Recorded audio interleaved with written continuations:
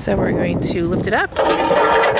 There's something in there. There it is. Hey you guys, it's Christina from the Purple Alphabet, and geocaching has quickly become one of our favorite things to do. Looks like there's a log in this one, and look how many people found it. It is actually a really great activity that you can do for free, and your kids are gonna really love it. It's like a real live treasure hunt. So in this video, I'm gonna show you all the ins and outs of what geocaching is, how to do it, and all of the details that you need to know to get started.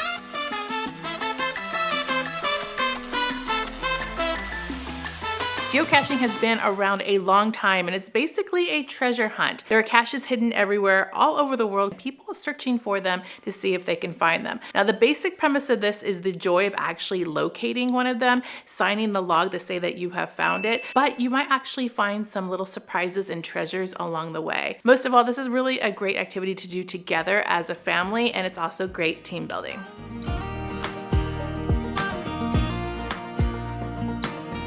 So what you need to get started is an app. There are several apps to choose from. I like to use this one. It is free, but you can also upgrade to get access to even more geocaches and information. I upgraded because we enjoyed it so much from doing the free version that I wanted to do even more. So I paid just a little bit more extra to get access to those. So we have found a parking lot, and there is a geocache somewhere in here. You're also going to need some transportation of some sort. Sometimes some of these are going to be just round and about, but there might be even some close to your house. You might be at a restaurant and there might be one in the parking lot, but you're going to definitely need some way to get to the geocaches, so that you might have to use a car, a scooter, a bike. Some of them you have to walk to. They're quite a big distance from the roads, so just keep that in mind. Then you're also probably going to need a pen to keep on handy, because not all of the geocaches have pens included inside of them. This pen is what you're going to use to log your name inside the logbook to say that you have found the geocache. So that's pretty much all you need, but if you want to be extra, which we kind of are extra, you can gather some extra additional supplies.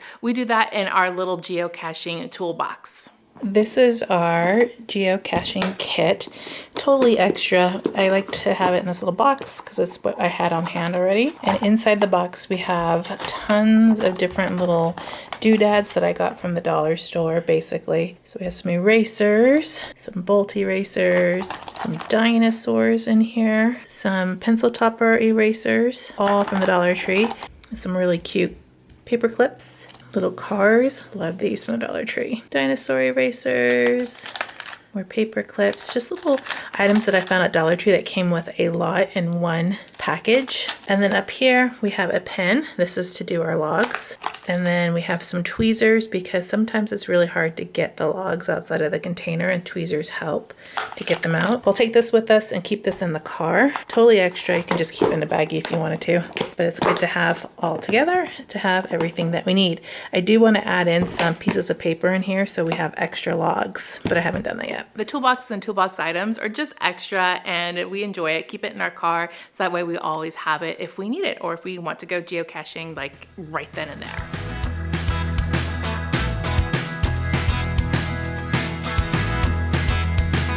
The next step is finding a geocache. You will be so surprised how many there are all over the place. I mean, I was absolutely amazed and stunned, and I couldn't even believe how many were in the areas we were. When we first started geocaching, we did it when we were on vacation, and even then there was a ton to find.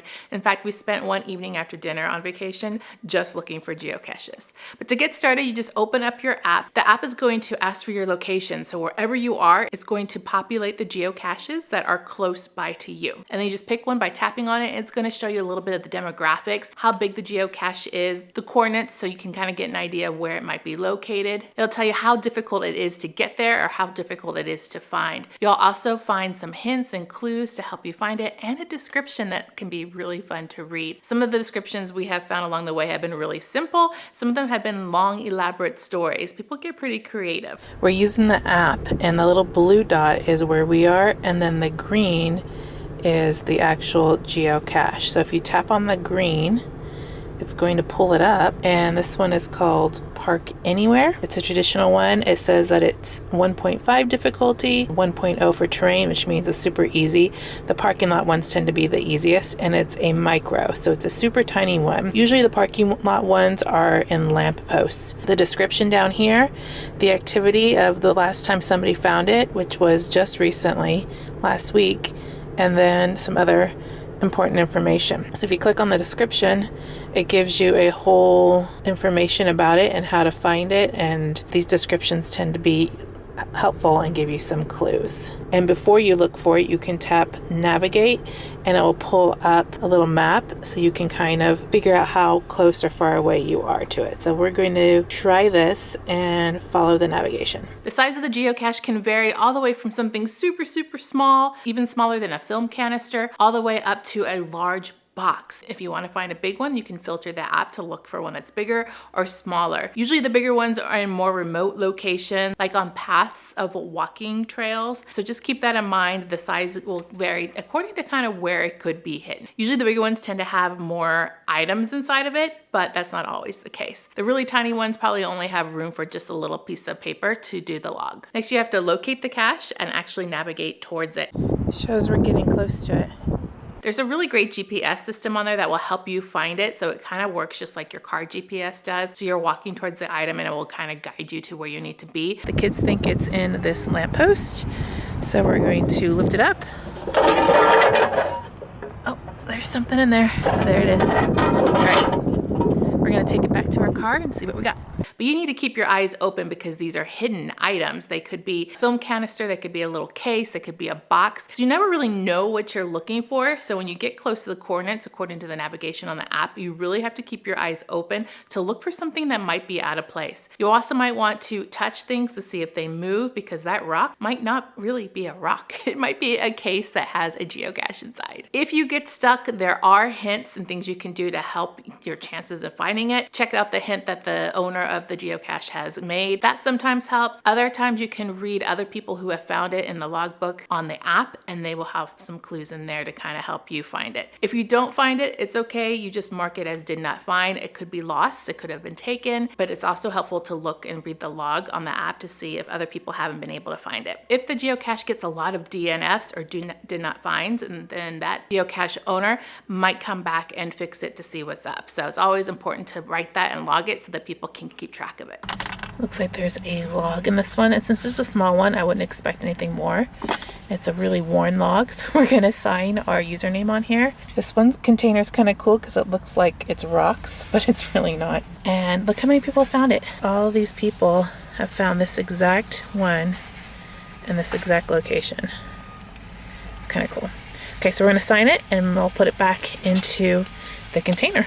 So once you have found it, you're gonna have so much fun and the joy of actually finding it. You open it up if you can. Sometimes it requires a little bit of a puzzle to open up. Sometimes it just pops right open. You sign the log that's inside. If there is an item inside that you would like, you can exchange it for something of equal value. That's where your little toolbox comes into play. Or you can just leave it as is and sign the logbook. We tend to sign the logbook a lot more often, but if there is an item in there, we like to add some things in there too from our little stash. Then you're gonna log the app on your phone as well to say that you have found it. Leave a little clever note along with your find. It's just kind of fun for the cache owner to read to know that you have found it too.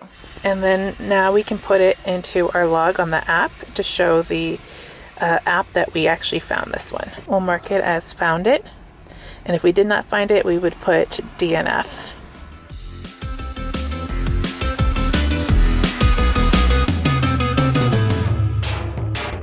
There are some basic etiquette things that you probably should follow. They do have what's called muggles, which comes from the Harry Potter world. That's to make sure that you do this kind of incognito so people don't see you. You want to do that because if somebody sees you and they don't know what you're doing, they get curious, they come and find the geocache after you've gotten it and throw it away. So you want to make sure that you're kind of being very discreet on what you're doing. What's inside? Oh, something came out. Oh, they're like little seahorse and a flower, another flower.